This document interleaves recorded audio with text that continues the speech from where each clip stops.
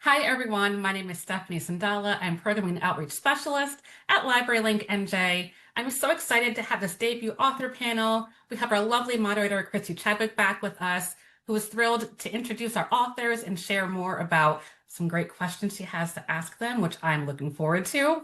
At the end, we'll be giving away 2 giveaways of books, including some of their books, to lucky library attendees. If you have any questions, please feel free to ask in the chat. We'll have some time at the end for Q&A. But in the meantime, Christy, go ahead and get started for us. Thank you. Thank you so much for joining us today. And to our authors, thank you for being here. I know we're all in different places, so timing is always a big issue, but let me introduce our authors and their titles. We have J.B. Hwang. She has Mendel Station, which was just released Tuesday. So we're excited about that. Lucas Schaefer, his book is The Slip, and that came out in June. And then Penny Zang, her book is Doll Parts, and that'll be coming in August at the end on August 26th. So thank you all again for joining us. We are going to start with a few questions to you individually, and then we'll have some questions at the end that I'll have all of you answer, and I won't surprise anybody, hopefully, with any of these. So JB, I'd love to start with you. So Mendel Station is about Miriam. She's a Korean American woman who experiences the death of her best friend Esther, who was out for an evening, and there's a little bit of confusion about why she died. Miriam deals with that trauma by becoming a postal carrier, as one does. And then right after she gets that job, the pandemic starts. So during this time, she also writes letters to Esther, and there's a lot of recollection of their past and her thoughts on the present without Esther. So how did this particular story come about? Yeah, first of all, thank you so much for having me. It's such a joy to be here. Um, so I guess my fiction draws a bit from life, but as in fiction, you're allowed to do. You can mix things up, you can invent things, you can combine. So I have experienced the traumatic loss of a close friend. I have had many spiritual crises. And I was also a mail carrier during the pandemic. But I just was thinking about this through line of when you lose everything, how do you continue? And so for Miriam, her best friend Esther was pretty much the love of her life and like her most constant support and source of love. And then she dies suddenly. And with it comes her loss of faith. Miriam is like a really devout Christian when it starts, but because of some theological questions around Esther's death, namely hell, she finds it, she finds herself unable to believe in God. So suddenly she also loses her identity and her faith and way of viewing the world, but she has to keep living somehow. And just like during the pandemic, a lot of us lost our normal lives. We couldn't go to restaurants, dinner parties, like concerts, like everything. A lot of us couldn't go to work. Everything's shut down, but the postal service has to keep going. Um, and a lot of essential labor had to continue regardless of the dangers, of the uncertainty. So these three threads inform each other. And although I have had some experiences, my friend wasn't like Esther. I'm not like Miriam. Like their families are not like our families. Um, like fiction writers, you draw from all sorts of things that you hear and you imagine. So it is fiction, but I did draw from life and kind of combine these themes together.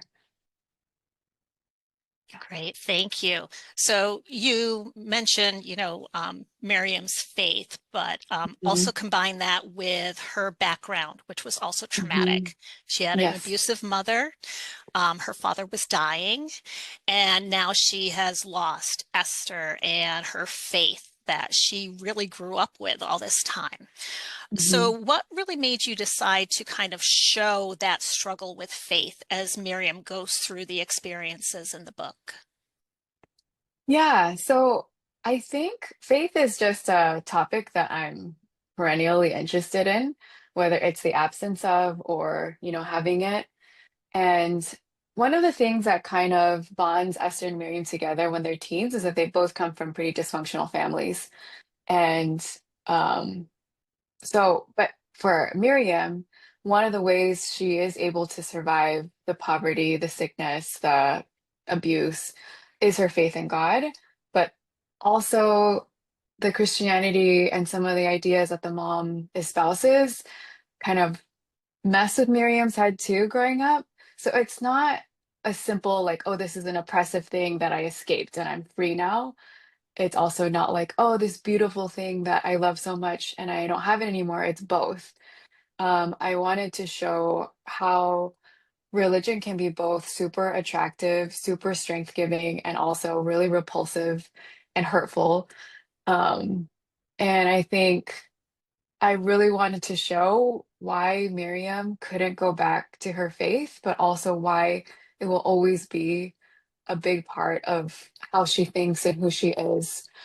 Yeah, my favorite books that deal with religion are always talking about the complicated nature of it. So that's something that I really wanted to talk about. Yeah, it's great. I mean, that really carried through the book. And I just think about, conversations I've had with authors and just other people in my life, and just seeing day-to-day news about people who do have to struggle with their faith, and Mhm. how much, even though the belief is really centered for them, just the experiences that other people are kind of showing that flip side of how faith can be taken, Mhm. really a lot of people struggle with. So I think you did a really great job with showing that in your book. Thank you. Yeah. So Miriam makes it clear that one of the reasons that she also started with the post office after Esther's death is that she wanted to isolate herself. She wanted to be alone. And obviously the pandemic had the effect of creating so much isolation. But as you mentioned, as an essential worker, Miriam had to deal Mhm. with both her colleagues at the stations and people that she may encounter just on her routes. So, this theme of isolation, did it really exist from the beginning? Was that something that you really wanted to highlight with drawing those threads together, or did it develop while you were writing the story? Yeah, I think this is a great question. I think when we think of our mail carriers, because we mostly see them in our neighborhoods, we just think of them as being alone. We don't think about that time they spend in the morning organizing their mail and packages with all their coworkers. So Miriam, yes, seeing her mail carrier out alone, she's like, I want to do that. I want to be alone. I want to walk around and just not talk to anyone. Um, but yeah, it's the most social she's ever been, um, because of all her coworkers, and it's the most she's ever like traveled around the city, which is the opposite of people's experiences. And to be honest, when I knew I was going to write about the Postal Service and Miriam, I knew she would immediately be impressed by the beat up equipment, how industrial it is, and how this old rickety postal service still managed to deliver a ton of mail and packages. So that idea of like essential service, of like being beat up but carrying on. But I didn't know as I was writing it how much the coworkers would be able to pull her out of her isolation. I did want to convey, and this was my experience, and not all mail stations are like this, but mine was just super friendly. Everyone was like hilarious, and the camaraderie was high. And I wanted to show how that charm that I witnessed, but could it pull someone out of their grief, out of their spiritual crisis, out of like their foggy mental state? If so, how would they, or like to what degree? Um, and also, there was the George Floyd riots. Like that's again the world kind of like demanding her attention. So when someone, like you said, wants to isolate, like Miriam, I knew that there would be this pull, but I didn't know, and I had to like write the book to figure out how exactly her coworkers and her work would pull her out back into the world that she's trying to hide from. Yeah. And one other thing I really loved is that I don't think I ever really had an idea of what postal workers did. I mean, as you said, you Mhm. see them walking all the time or, Mhm. in their LLVs, and they are just there delivering mail. And you gave such a timeless look at what they are doing. And especially when you start talking about the Amazon Sundays and the extra work that you have to do and the contracts and Mhm. stuff, it's like, it's recognizable.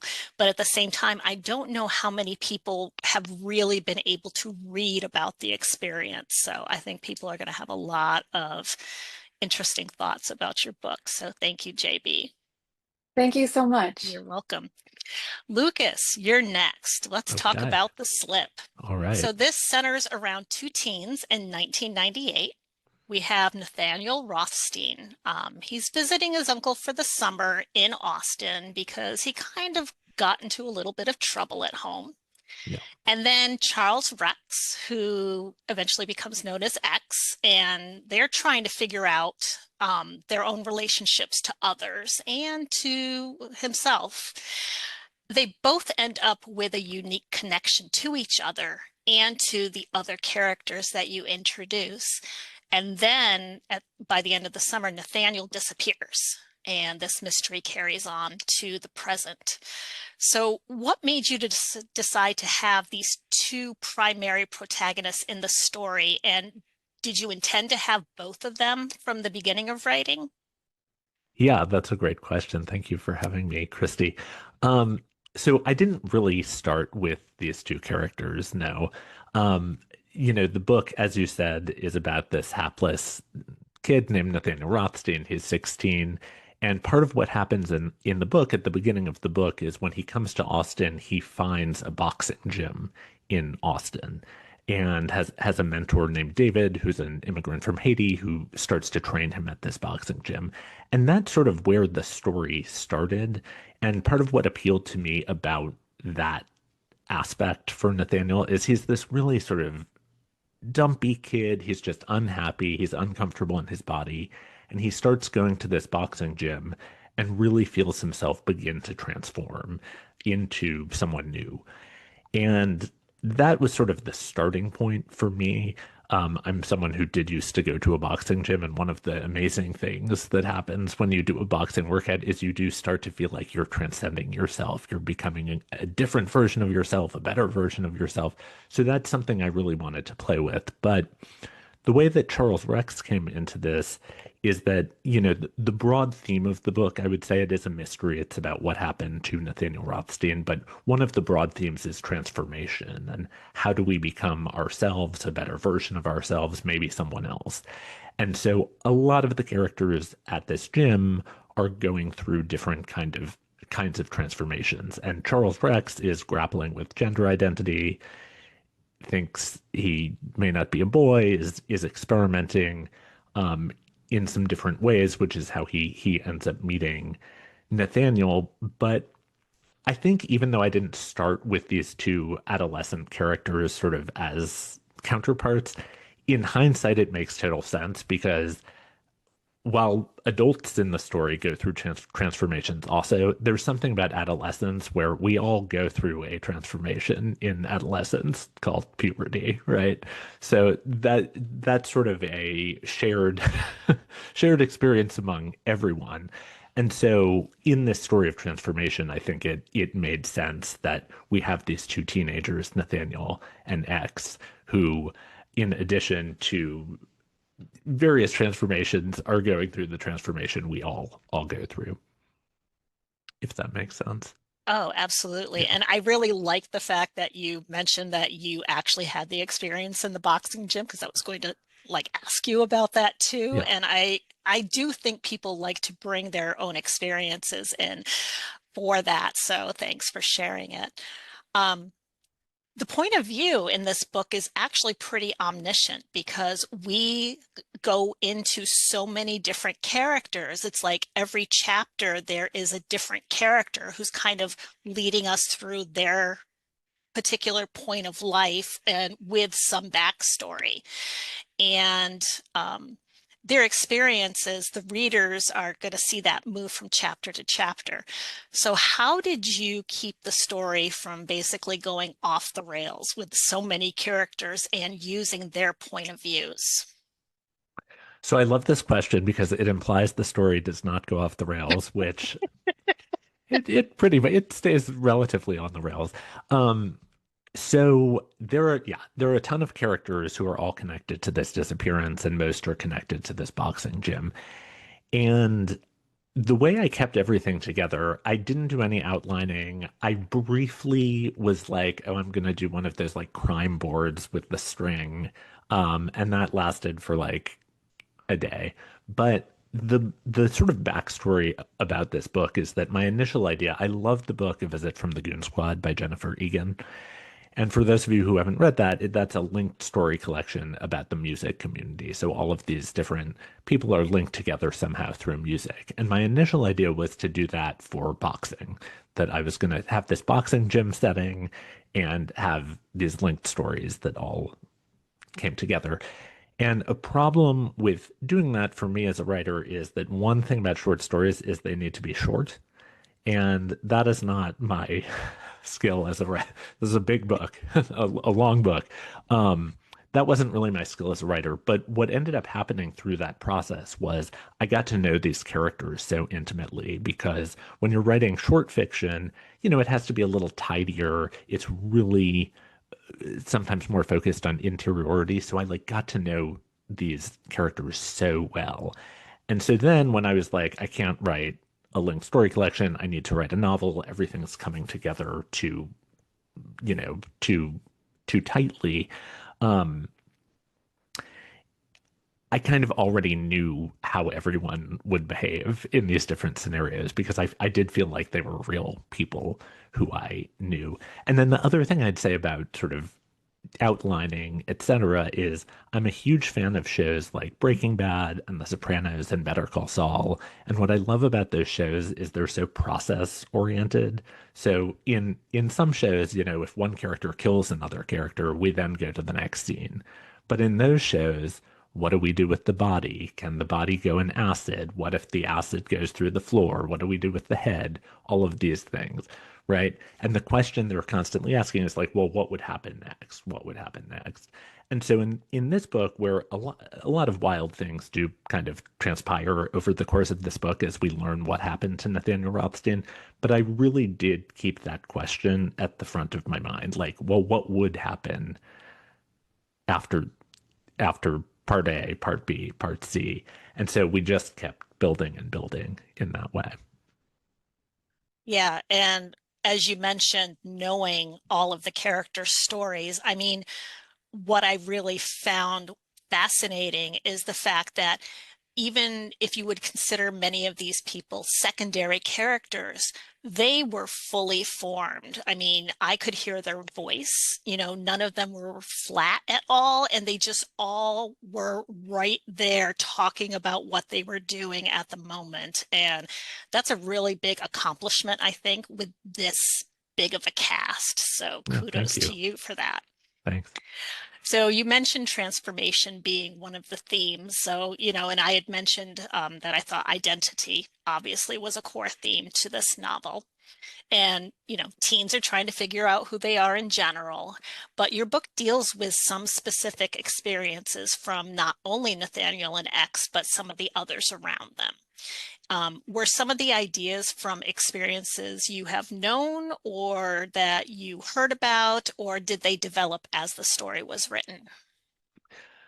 Great question. So, y one just plot point that I think would be helpful to mention here is that part of what happens in this book is that Nathaniel starts going to this boxing gym and he has this mentor at the gym named David, who is an immigrant from Haiti. He's been in Austin about 30 years, and he's this big, brash, sort of over the top character. And Nathaniel becomes really fixated on David to the point where he starts to dress like David. He starts to talk a little bit like David, and then he starts to tan because he wants to, for some various reasons we learn through the book, wants to look like David. And so the book is dealing with some kind of uncomfortable racial issues. There's X's gender identity questions and transformation. So there's a lot happening here, and there's this huge cast of characters, most of whom are people who are not like me demographically, not on paper.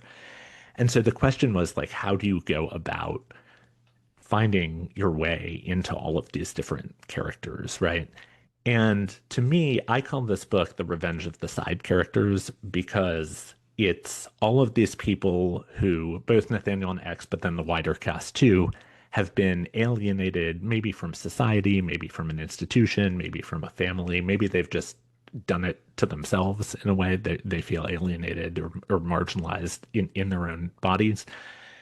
Um, and they're treated by these different institutions, by society, sometimes by themselves, as if they're these side characters, right? And a lot of the tension in the book comes from the characters saying, I'm going to be the protagonist in my own life today. And I think, as a gay kid growing up in the 80s and the 90s, the way gay people were often portrayed, right, was the best friend, the comic relief. They were the side characters. And I was always like, I am not a side character. Like, I'm going to be the star of the show here. And so I think one way I found my way into these characters was by accessing that kind of feeling that I was, chafing against a little bit as a kid and that I could really empathize with. And, that allowed me to initially get inside these characters and then obviously thinking about all of the other things that make a character. But that was sort of my way in. Terrific. So in this case, everybody has main character energy, but in a good way. Yeah. And it is, every time I want to talk about this book with somebody, I'm like, I want to say this, but I can't say that because that reveals too much of it. All I can say is that people will be very surprised as they go through this story. I'll take it. Thank you. Yeah, thank you. So Penny, now we're going to talk about your book, Doll Parts. So Doll Parts is about Sadie. She's a woman who discovers that her friend has died. And they hadn't really seen each other in about 20 years. And she comes to realize that this death is tied to incidents in their past, kind of from their college years. And we see the story in a dual timeline. So we see the story from Sadie's current point of view and her friend Nikki's past point of view. What made you decide to do a dual timeline with these two characters? I also wanted to start out by saying thank you again for having me.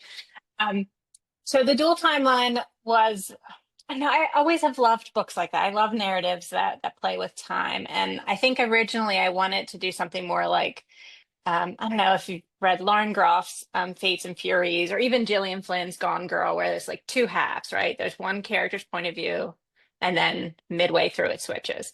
My book did not work that way. I would like to still try that maybe in another book, but I don't know, because I was writing about this friendship, this lost friendship, much like JB, you were talking about the loss of a friendship. I was kind of working with some similar themes, and it just felt right for me to have both of those friends tell their side of the story. Um, the challenge there was that one of the characters at the start of the novel, one of the characters is dead, so I had to go into the past to had to get creative a little bit with how to tell that character's story. And also, I guess on a selfish level, when I started writing the story, I had all these gosh, we're calling it for marketing purposes, calling it the 90s vibe, like 90s grunge atmosphere and the mood of the story. It's called Doll Parts, which is a reference to a whole song. So there's lots of Courtney Love and Doc Martens in the book. So going back into that past timeline was a way to I don't know, for me to have fun to remember some of the 90s, the good and the bad, and kind of charge the narrative with that storyline too. Yeah, I really liked how you brought to life, the 90s vibe and going through saying, yes, I remember that. I remember Mhm. that, and I remembered that, and I'm dating myself, but I remember those too. Um, Mhm. Sadie, she originally starts, I feel like she's almost what would be classified as an unreliable narrator. Mm. People are going to expect that because she hadn't been in touch with Nikki for almost 20 years. And now, almost a year after her death, she is living in her house and she has a baby with Nikki's widower. So she has kind of taken over Nikki's life. So, how did you balance this kind of impression of being an unreliable narrator, but still finding support for her and the story that she's going through in the entire novel? That's a good question. I think part of her unreliability too is she's a new mom. She has like a brand new, like 3-month-old infant, and so she's not sleeping. I know some people in the chat tonight can relate to that. um, so she's going through some unprocessed grief because life goes on, right? When you lose someone, she's a new mom. She's not sleeping, so that's part of the unreliability. But when I started writing Sadie, and I don't think we've mentioned this yet, but a big part of the book is Sylvia Plath and like kind of the lore of her biography and how people have romanticized her death, especially rather than looking at her work all the time. When I started researching Sylvia Plath, not to get too deep in the weeds here, especially if there are any Plath scholars, I'm not that, but I learned about Asia Wevel, who, for anyone that doesn't know, was the woman that Ted Hughes was having an affair with when Sylvia Plath died. Um, and this woman, Asia, was for up until really recently was just a footnote in the Ted Hughes biography and the Sylvia Plath life story. But modern scholars have started to bring her story to light. And what is so interesting, one of the interesting things about her is that um, right after Sylvia Plath died, she moved directly into Sylvia's house to because Ted Hughes wasn't going to take care of his own children. She needed help. And so she moved into the house, and Sylvia's shoes were there. She's using the same utensils, and taking care of her children, and even called it in letters. She said, "I'm living in the ghost house." And I just, that part of the story, for some reason, I couldn't get away from it. So I like the idea of challenging who gets to tell the story, especially when someone dies, and because one of the themes is this romanticizing death, but especially certain women who are beautiful or talented, and so I wanted Sadie to have a voice, and it started with her really because of this piece of the Sylvia Plath story. Yeah. Um, yeah, Sylvia Plath definitely, she was pretty obvious with how she became romanticized. I mean, in general, but definitely your Mhm. story talks about that, and that's one of the darker themes that are in this, and we're also dealing with suicide, just general college problems with professors. And then both Sadie and Nikki in their timelines view these apparitions of people who have passed away. For Sadie, it's Nikki. And for Nikki, it is some of the students that have kind of died in that Sylvia Plath club that ended up happening. So some readers may see it as being supernatural elements, kind of, while others are just going to see it just as a psychosomatic break in how they are living and thinking. Um, I actually went back and forth between the two. I'm like going, this seems like, no, maybe it's just. So, do you feel the book actually answers which one of those experiences they are? Mm. I don't want to. I don't want to spoil it. I don't want to Mhm. spoil anything. In talking to some early readers, I've certainly heard all sorts of different interpretations, but I will say this. I will say that when I was writing, I had also recently lost one of my best friends unexpectedly, and my son was very young at the time. Yes, he's 12 now, but he was much younger. And I was thinking a lot about how grief and trauma, but especially how grief manifests in these different ways, whether it's through the dreams that we have, or I don't know, I don't want to say hallucinations, but all the different ways that we can process our grief or not process.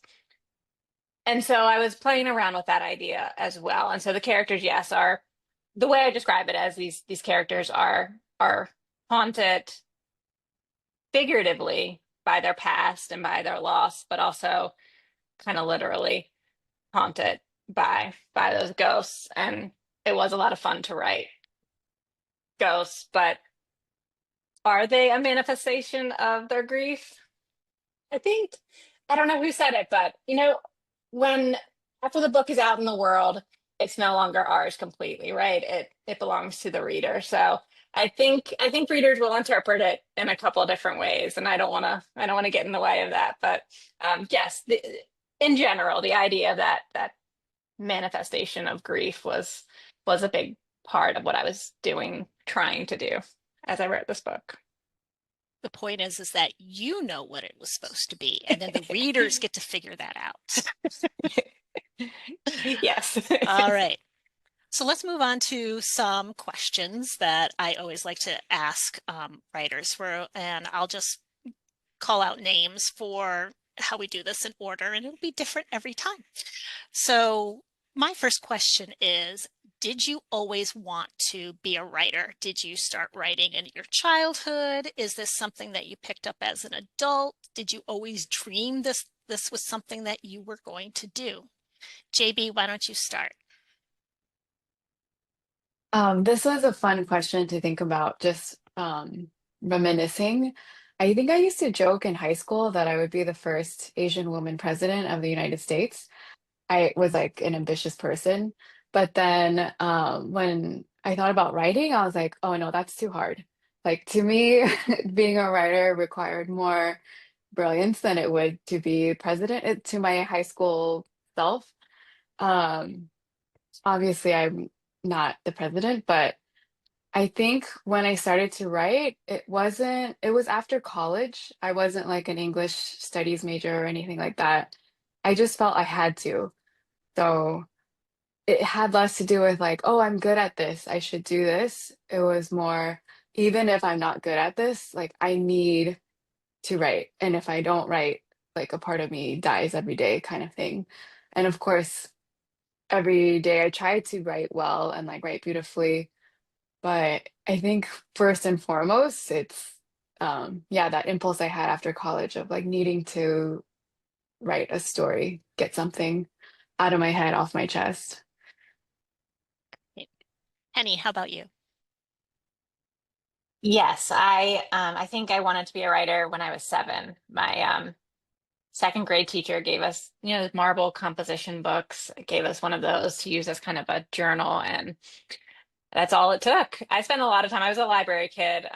I'm assuming there are a lot of us here tonight that are, well, I'm saying tonight because I'm in a different time zone, but the library was the most magical place. So it only made sense to me. This felt like the only thing I could do was eventually aspire to write my own stories. Great. Lucas. Okay, it's funny when the same day you sent these questions, I had this experience, which is that when I was in the first grade, I had this amazing first grade teacher who made us these little books with wallpaper covers, and the books were blank inside, and you could like write your own novel. And I loved this first grade teacher, and her name was Miss Rothstein. And in this book, Nathaniel Rothstein is the main character, which I'm sure I took in part for, I don't know if I did that consciously, but, if you went to elementary school in like the 80s, the 90s, those teachers had the great fortune of it being like the pre-Facebook world. So like they have disappeared from our lives. So I had never, she'd been out of touch for 30 or 35 years. And that same day you sent that, I got an email from her, from this first grade teacher who had seen the book. So I don't know. That It was very is amazing. fortuitous. Yeah. That is so great. I Yeah. mean, I think a lot of authors do trace it back to being in school or being with teachers who found a way to encourage them. So thank you. So obviously these are your debuts, but along the way, many have written other books or short stories or anything before they get published. So do you have other writings that you have done before this book, whether you had to trunk them or if you actually had them published in some way? Penny, let's start with you. All right, so I did write one novel before Doll Parts with my former agent, and it did not live to see the day. And I kind of took parts of that for Doll Parts, very small parts, more like setting, like in Baltimore, Maryland, where I'm originally from. I've published some short stories that have similar themes. I think writers have obsessions, right? It seems like I'm always writing about some ghostly thing or something very dark, or um, I don't know. That just seems to be my particular obsession. But no, I think Doll Parts is the first, like the longest thing I've ever written for sure. Great. Lucas, why don't you take it? So this book took about 12 years to write. And almost everything I've published has related to these characters in some way. So I think it's going to be interesting. Moving on, it will be my first sort of foray into a different world. Plenty of things are not in the book or were not published that related to this world, but I've been in this world for over a decade. Great. JB? I do have some short stories published in small journals and magazines, a translation.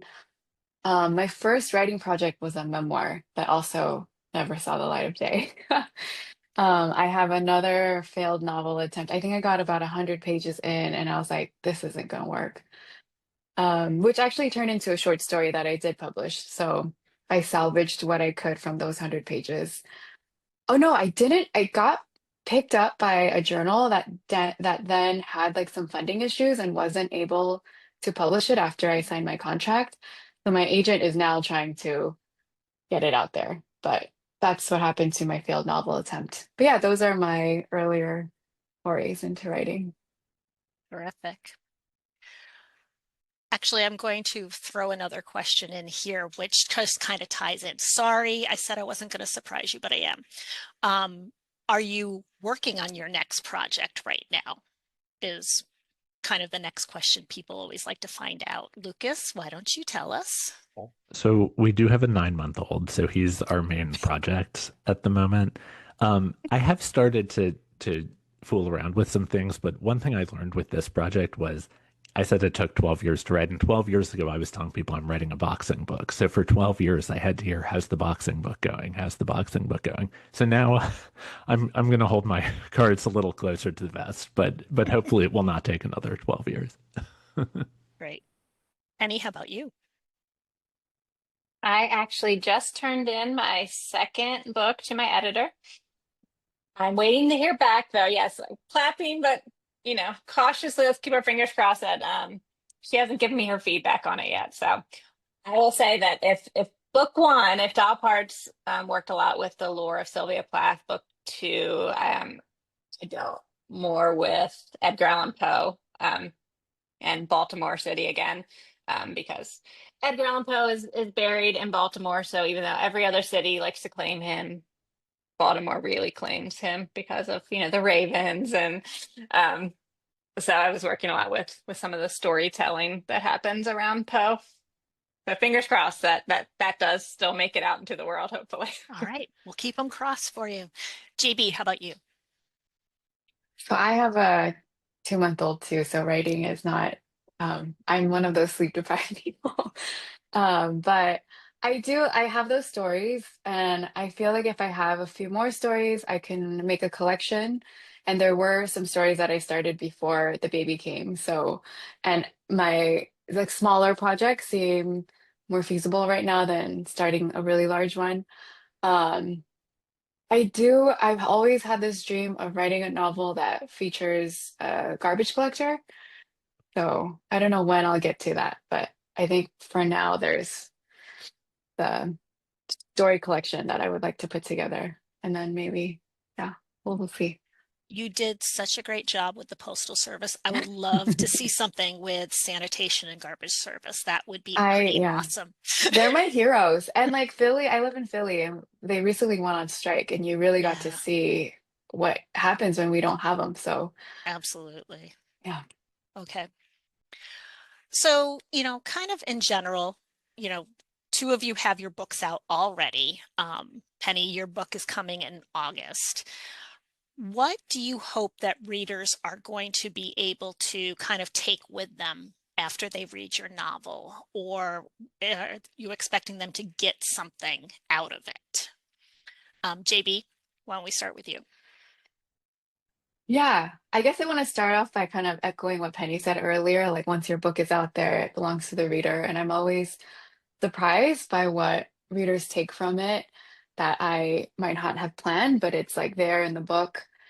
And I've done that with, other people's books too.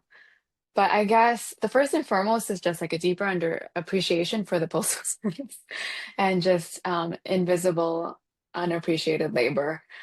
Um, I think, of course, there's the initial, like, if anyone has lost a close friend, like Asian American women, people, or like people from immigrant backgrounds, people who have spiritual crises or a loss of faith. Obviously, those people, I hope the book provides some kind of company. But I mean, one of the best parts of fiction is you get to enter lives that are nothing like yours and feel this connection and like you do understand them. So, yeah, I guess either camaraderie, because you're like, yes, I've been through this, or like that magical experience of caring about someone that you've never like might have thought of. Great, thanks. Lucas. So I think some of the big questions I was thinking about when I was writing the book had to do with how do people who seemingly have nothing alike, when they're thrust together, how do they get along? How can we kind of get, can we all live together as a country? Is that possible? What are the ways we can find ourselves in each other? Is that possible? And so I don't think the book answers those questions, but I think those are the questions I was asking as I wrote it, and I hope that readers think about them as well. Great. Penny. I think at the core of Doll Parts is the story of friendship. And that's what I think ultimately that I want readers when they get to the end of the book, even though there's the Sylvia Plath stuff and the 90s and all these other elements that this is a book, at least for me, about friendship and and how that changes who you are. The loss of it, having it, and how we grow with our friends. So um yeah, I think anyone that reads it and sees that friendship there, I'm I feel like I've done my job, but they can see that's the heart of the story. Great. I'm going to pull a question from the audience. This is from Lyric. So this is for any or all of you. When you are doing research for your books, what is your favorite and least favorite parts of that process?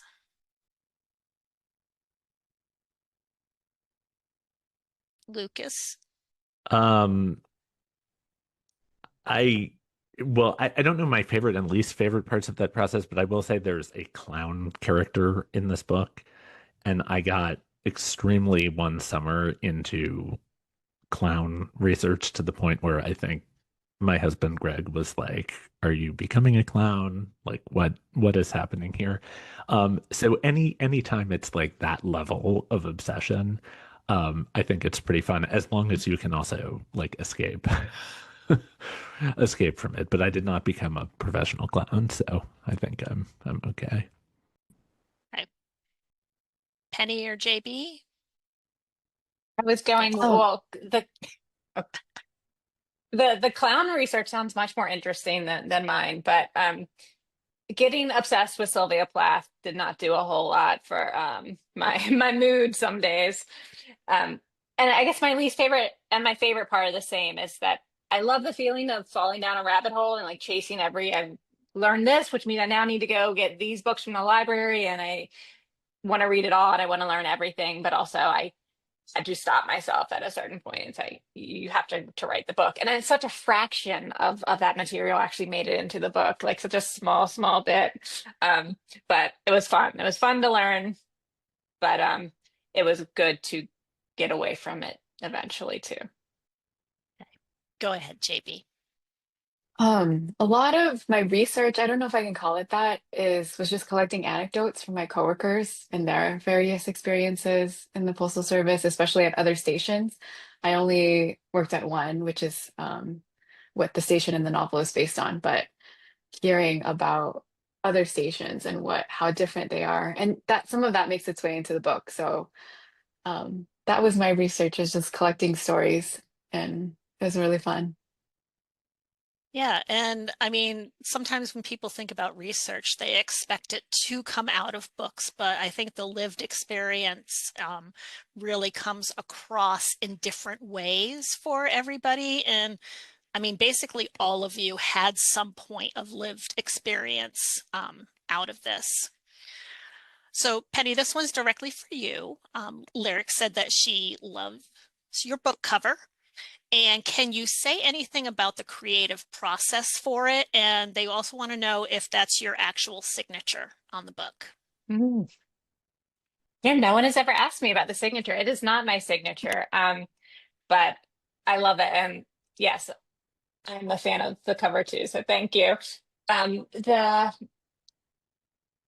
We went back and forth on the cover a lot. It was trying to capture um, this certain mood without, I think, it being too heavy-handed. And so even though we went back and forth on the artwork, the font, the pink of it all was always there, and that was my favorite part. But I don't know if you can see it. Let me see if I can bring it closer. Where it says "Doll Parts a Novel," it's a little Easter egg. That's the same font as the bell jar. But and in the hard copy on the spine, it's that same font, and I cannot remember the name of that font, but that was me. I geeked out a whole lot about the font choice. That's my favorite part. A Great. good question. JB or Lucas, do you want to talk any about your covers and if you had any input or some excitement about it? Lucas, I see you just took yourself off mute. Oh, well, I forgot. So this is the cover of the book. And um the designer's named Jack Smith. He's in Dublin.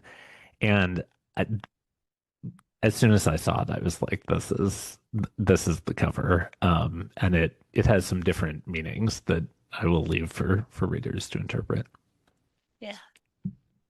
JB, how about your cover? Yeah, sorry I don't have my book right with me. But I think some things that I really wanted to, oh, there it And is. backwards. Yes. Backwards, but I have it. Yeah. I said I wanted something really simple, almost minimalist, but with a human touch. The book is kind of spare or understated, so I wanted that to be conveyed. So mailbox, just like a really simple graphic of the mailbox and the handwritten title was that's the human element. So yeah, I'm glad that came across.